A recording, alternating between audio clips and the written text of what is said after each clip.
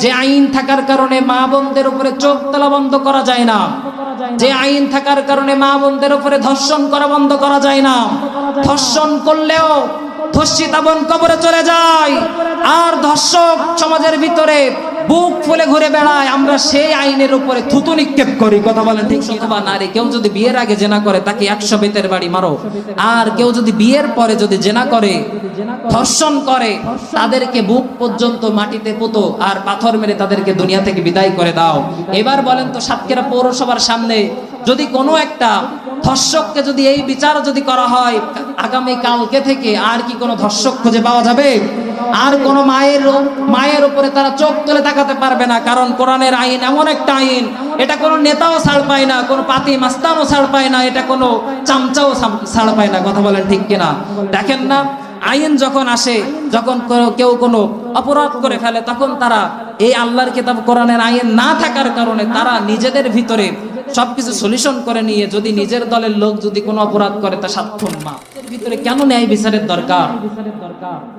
এখন সমাজের ভিতরে মানুষের তৈরি আইন দিয়ে চলার কারণে বাংলাদেশ স্বাধীন হয়েছে 54 বছর, এখনো পর্যন্ত কোরআনের আইন দিয়ে একবারও বাংলাদেশ চললো না। এই 54 বছর যে স্বাধীন হয়েছে, সবচেয়ে বেশি দেশ চালিয়েছে কারা বলেন তো? নারীরা। কারা?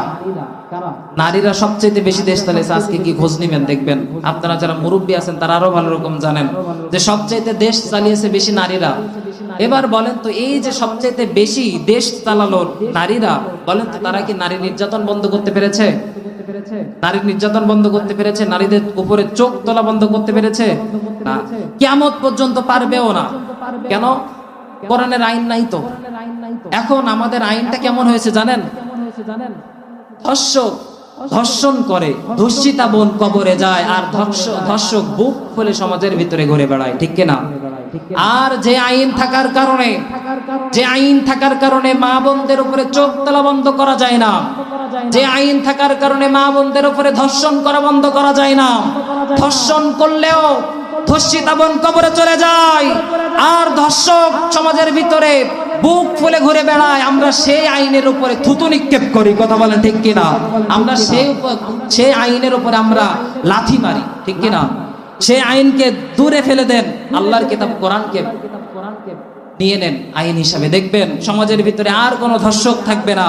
কারণ আল্লাহ রাসূল সাল্লাল্লাহু আলাইহি ওয়াসাল্লামের উপরে নাজিলকৃত এই কিতাবের ভিতরে আল্লাহ পাক রব্বুল আলামিন বলেছেন, যদি কোনো পুরুষ যদি বিয়ের আগে যদি জেনা করে, পুরুষ অথবা নারী কেউ যদি বিয়ের আগে জেনা করে তাকে 100 বেতের বাড়ি মারো, আর কেউ যদি বিয়ের